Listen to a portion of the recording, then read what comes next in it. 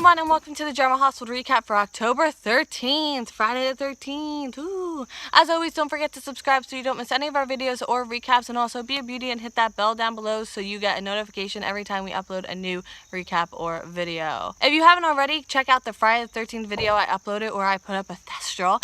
I'm really proud of that video. I really like it. And also, it's an oldie but goodie, and I will link it at the end of this video too. I did an Unsolved Enigmas mystery parody video that I think you'd really like, and I need to do an update on that, and I'm thinking of doing it again, so let me know what you think. So let's get right to it. In New York City, Jason is in New York City. He's in a bar catching up on what he missed, and when I say Jason, I mean Steve Burton's Jason. This is gonna get confusing for a little bit, isn't it? He's been away for a while. The bartender thinks that he could be in some kind of trouble, and also this is a fireman's bar, and there's police here, and they don't come there for anything unless you're watching Chicago universe. Then everyone's in one bar, and she helps him kind of slip to the back so that, you know, they don't see him. So she talks to these men that she assumes are policemen. I think they're wearing like coats that could look like policemen, but anyway, they're looking for a man, aren't we all, she says. They have a picture of Jason, and she says she hasn't seen him. Then she has to see their badges, and they try to bribe her, and she says she'll call if she sees this man. Jason comes back out and thanks her. She gives him the money that they gave her. She forces him to take it, and he gives her Huxley's lucky watch. She was his luck, and now he's passing it on. He's going to leave through the kitchen. He's headed home, and he puts his jacket on, and I love him. I love him so much. Also, New York City, Sam and Port Charles Jason, this gets so confusing, are at a place. She wants to know what's happening, and he's like, let's open the door first. Diane is there, and paperwork is good to go. He's signing something. He is buying Derek Wells Media. Oh my god, they could shut down Crimson or fire Nina to spite Valentine and hand it over to Maxie. Am I getting ahead of myself? I don't think so. Diane warns that the SCC is going to be scrutinizing because of who he's buying it from and who he is, and they're like, it's okay, let him.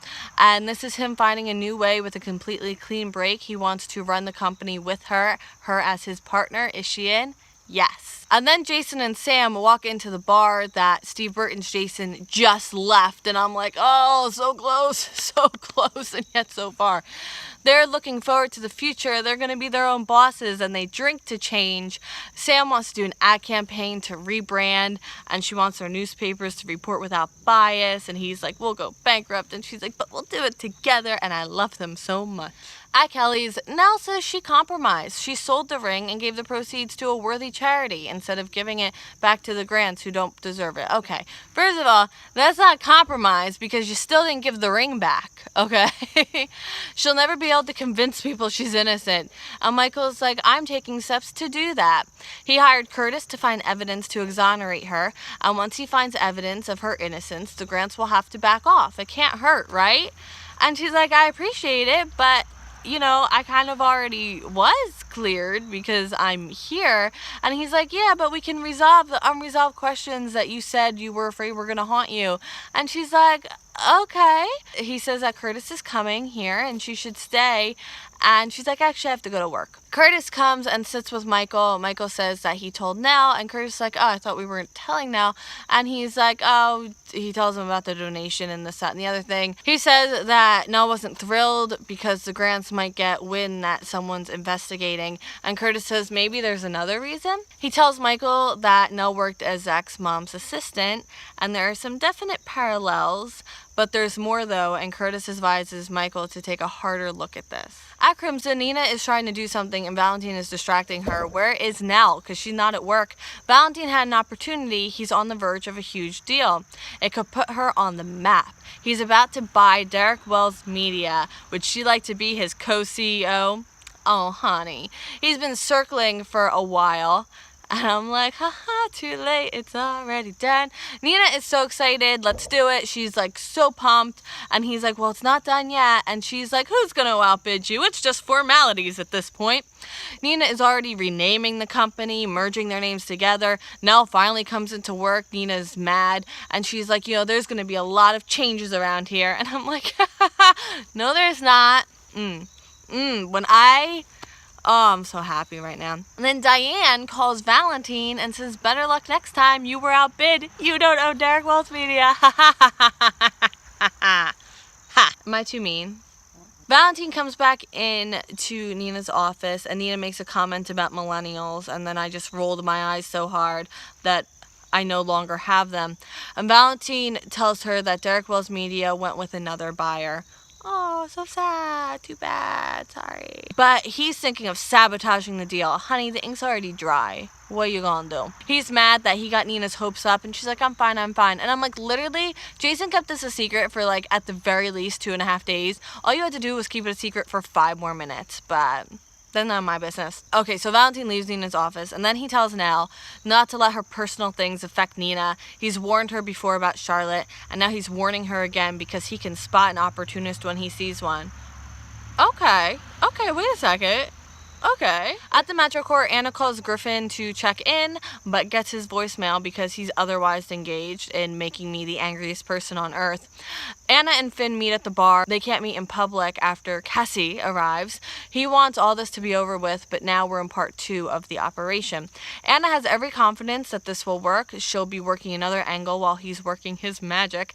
Cassie does drug trafficking of the worst kind. How could you? Okay, this is what you're doing? I thought you were in college. He's like, oh, this really isn't a game anymore. Like, we're in this now. And then Cassie is there and overhears Anna talking about taking someone down. And she's like, what are you talking about? What's going on? And Finn looks at Anna like, oh my god, what's happening? She's not supposed to be here. Cassie came to Port Charles early. Anna introduces herself, and Cassie's like, I know who you are. I saw you with him in Monaco. You're obviously together. And okay, that's fine. Anna says they prefer the term partners. And yes, they are, and they're so happy. It's all nice, so happy. He hasn't told her any details because of doctor-patient confidentiality. And Cassie's like, continue your evening. I'm just going to sit over here for a nightcap. At Ava's, I don't like this pairing at all. They're done making me the angriest person on earth.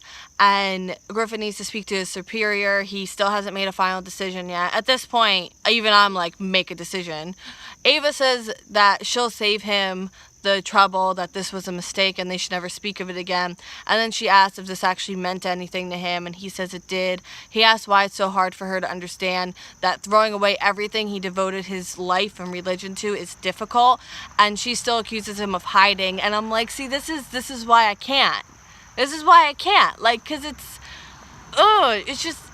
I can't put it into words, but basically, and now end scene. Anna thinks that this is perfect because now they can be seen in public because they're dating. And he's like, well, what about the rest of Port Charles? And she goes, let's give them something to talk about. Valentine microanalyzed Nell. He did threat analysis, okay? That's who he is. He's good at taking down people who are too good to be true. Okay, Valentine, let's do this then. I'm on board with this. He will intervene if she makes a move against Nina. And I'm like, please make a move against Nina. Please. Michael believes that Nell lies because she's scared, and Michael wants to know all of it. I'm like, oh, I'm so happy. See, I'm mostly happy. Okay, I'm like 90% happy, 10% mad. I can live with that. Nina asks Nell to give Valentine's scarf back to him, and then she asks Nell to research who bought Derek Wells Media. She needs to know who they're reporting to. I'm so happy. I'm so happy right now because Jason and Sarah hate Valentine, and Nina is like I'm so happy right now. You have no idea how happy I am.